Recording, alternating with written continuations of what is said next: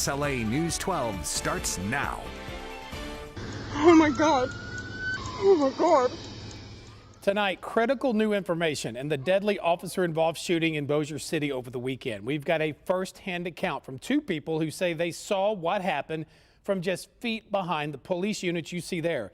And multiple sources tell KSLA investigates that the suspect's family, as well, tells us Jonathan Wayne Jefferson was armed with a knife.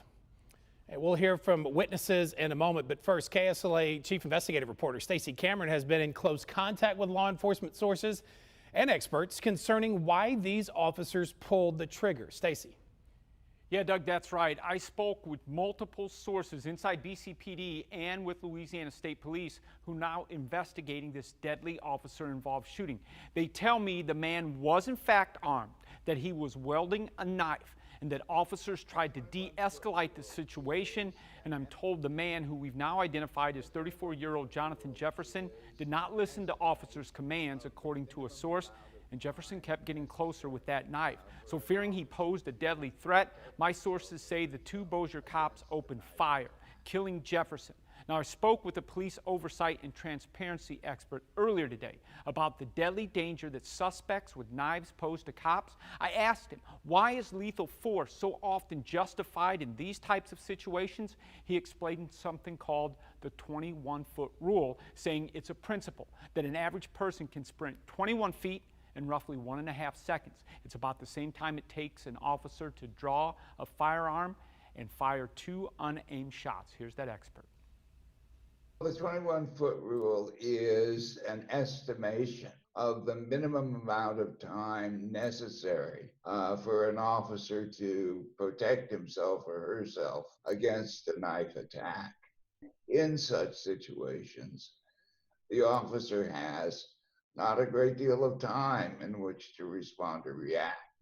It's incumbent on the officer to try to de-escalate the situation if it's at all possible. But if not possible, and the officer's life is really at stake, the officer's got to react.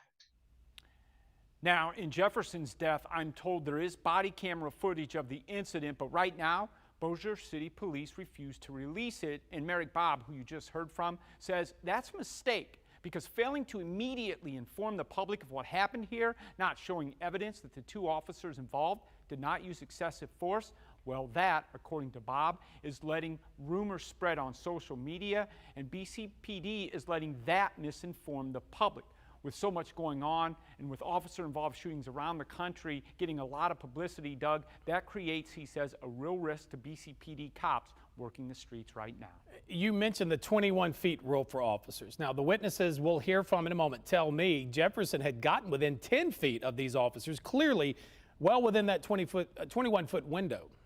Right, Doug, and you'll hear a lot of people asking, well, why didn't the officers use taser? BCPD don't have tasers. And they'll also say, well, could they use less deadly means? Could they shoot in a leg or an arm? Well, what I'm told is that's a bigger risk to the public because that's a moving target coming closer. And if officers were to miss, they could shoot an innocent bystander and or they themselves could get stabbed. Remember, they've got about 1.5 minutes with 21 feet to react, about 1.5 seconds to react.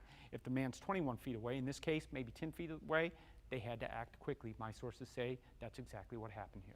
All right, Stacey Cameron for us live. And on that very note, let's turn our attention to the two people who tell me they were in a car right behind that police unit when this happened. They tell me they saw it unfold right through their windshield. Now, they say they did not see Jefferson armed with a knife, but they did see him walking toward officers seconds before officers opened fire. Everything was right in front of us at this point. We had a wide open view. Like I said, we were, the unit was in between us and them. He was walking toward them, and he was talking. He was saying something. You could tell he was a little bit animated, maybe a little excited or whatever. He was not in any way like running toward them. It wasn't aggressive. But he turned toward them, and his attention was directed to them, and he was coming to them. And kids were trying to round the corner.